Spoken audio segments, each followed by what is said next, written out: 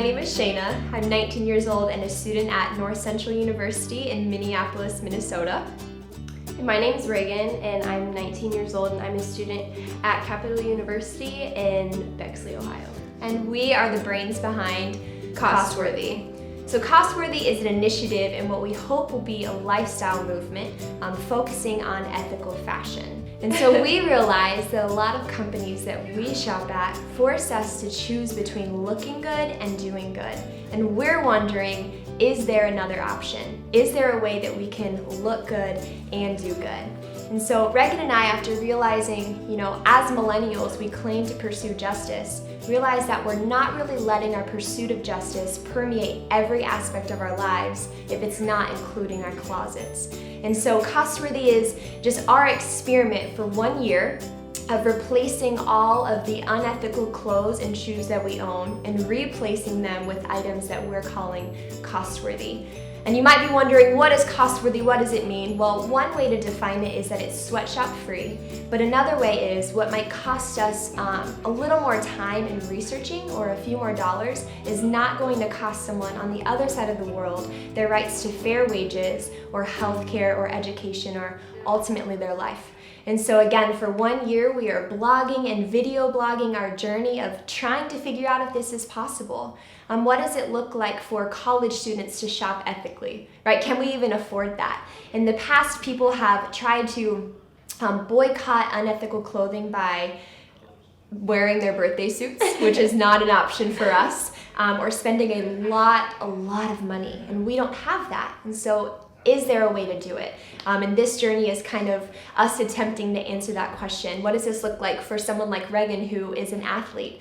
What does this look like for somebody who is interested in the fashion industry? Do they deny an internship at an unethical brand? What does this look like for a mother of 5? Can she afford to do this? And so basically this journey is us figuring out if it's worth the cost and if it's even possible and practical for people of all ages, all aspirations, all walks of life, and all across the country. So maybe you're asking, what is a sweatshop? What characterizes a sweatshop? Well, according to dictionary.com, a sweatshop is literally defined as something that has long hours, low pay, and severely dangerous working environments. And so we wondered, how big of an issue really is this? Well, 168 million children ages 5 to 14 are currently forced to work in sweatshops all around the world. We also didn't know that 90% of people working in sweatshops are women, and often these women are denied contraceptives or maternity leave, and so they're actually abused so that they don't get pregnant, so that they don't have to stop working. Doubling the salary of every sweatshop worker would only increase a product by roughly 1.8%, while consumers say that they would be willing to pay up to 15% more for a product that was ethically produced. So again, Costworthy is just a journey, and we want to invite you on that journey to see if it's possible to look good and to do good.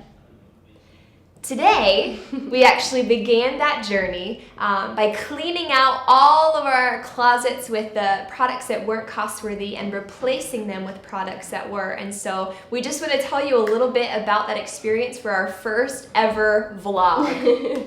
So basically today, I went into my closet, and if I wasn't sure about the brand or about the company, I would look it up on my phone. It's really easy. You would just type in the company's name and then sweatshops. And usually if it is produced in an unethical way, there will be tons and tons of articles on Google about it. And if not, then you won't be able to find anything.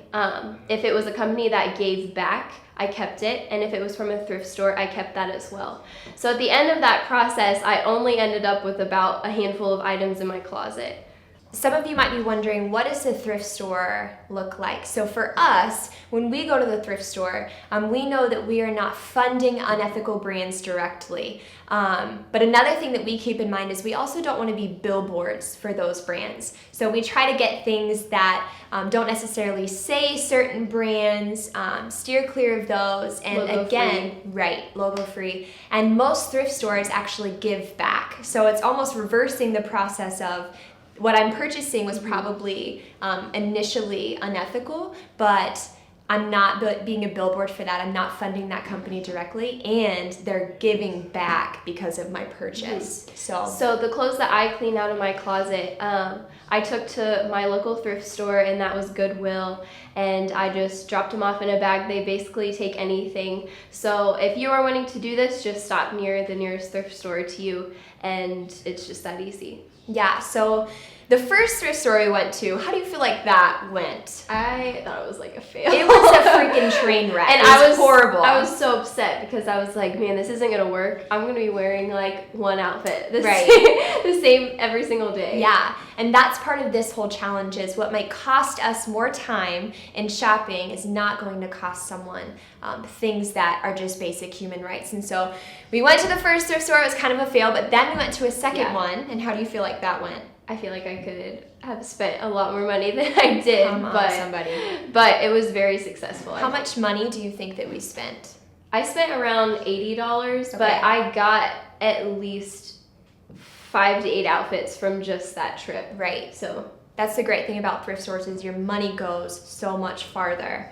Right, and so I feel like I spent about the same, and I got like 3 new pair of shoes. Yeah. I am so ready for winter. So what do you think was the hardest part about going through this process?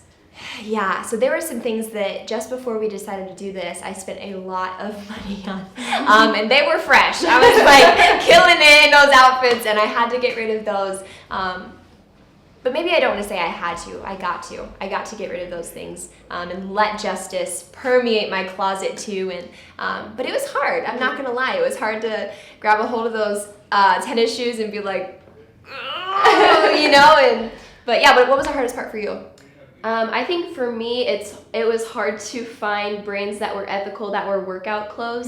And because I'm an athlete and because I care a lot about my health and fitness, working out is really important to me, and I always also like to be comfortable. Right. So a lot of those workout clothes aren't exactly ideal for this project. So I had to give a lot of those away, and I was like, man, what am I going to work out in? I just gave away all the tennis shoes that I have. And the tennis shoes that I got to give up, I actually received some from Tom's, and they were cheaper. They're cuter. Right. Like I'm really excited about them. Yeah.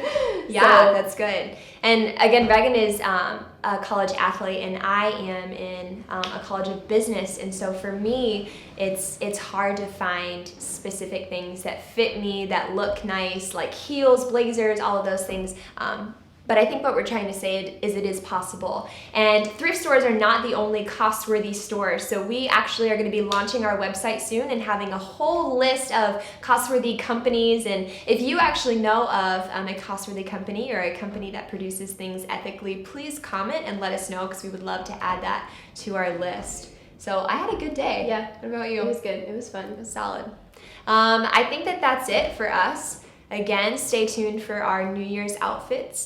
Keep updated. We're going to blog and vlog very frequently, and we're excited to be launching the website soon. So, peace out. Thank you so much. Thanks for watching.